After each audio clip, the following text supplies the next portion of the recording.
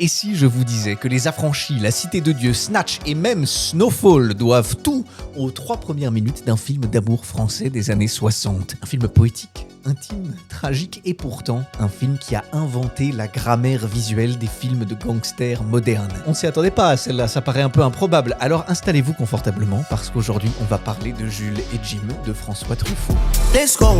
On est en 1962, la nouvelle vague a déjà secoué le cinéma français et le monde avec. François Truffaut, lui, a triomphé avec les 400 coups, prix de la mise en scène à Cannes. Puis, il a pris tout le monde à revers avec son deuxième film, Tiré sur le pianiste, où un jeune Aznavour incarne un pianiste brisé. Un échec commercial comparé au succès éclatant de son premier film. Alors, pour son troisième long métrage, Truffaut est attendu au tournant. Et il choisit d'adapter un roman méconnu, Jules et Jim, d'Henri-Pierre Rocher. Un texte autobiographique écrit à plus de 60 ans, où l'auteur raconte ses amitiés, ses passions et l'amour incandescent qui a lié deux hommes, Jules et Jim, à la même femme, Catherine.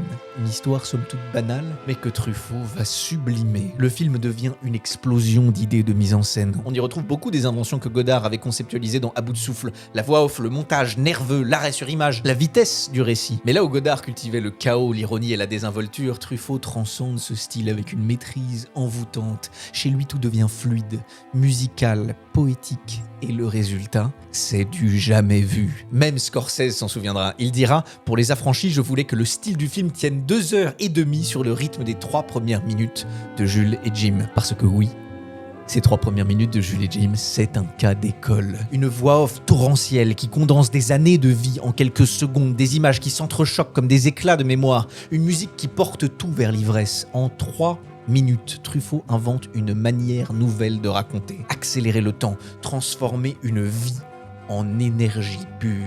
Et c'est exactement cette énergie que Scorsese reprend pour Les Affranchis. Henry Hill qui nous guide dans son monde, les coupes rapides, la voix off qui devient une drogue, la vie condensée en séquences fulgurantes. À partir de là, un tout nouveau langage naît. Un langage qui va bouleverser le film de gangster, le faire passer du classicisme majestueux du parrain à une forme nerveuse, électrique, collée à la subjectivité des personnages. Et c'est ce langage qu'on retrouvera dans La Cité de Dieu, qui condense l'histoire d'une favela brésilienne comme un feu d'artifice narratif. Dans Snatch, où Guy Ritchie multiplie les accélérations, les arrêts sur image et les voix off, et les séries ne sont pas en reste. Snowfall, Narcos partagent avec Jules et Jim ce même mélange de narration biographique, de montage effréné et de voix off qui donne l'impression de vivre l'histoire en direct. Tout ça, tout ce langage visuel, il vient de là, d'un film d'amour français, d'un poème intime, tragique, qui par accident a donné naissance à la grammaire moderne du film de gangster et qui est entré dans la légende.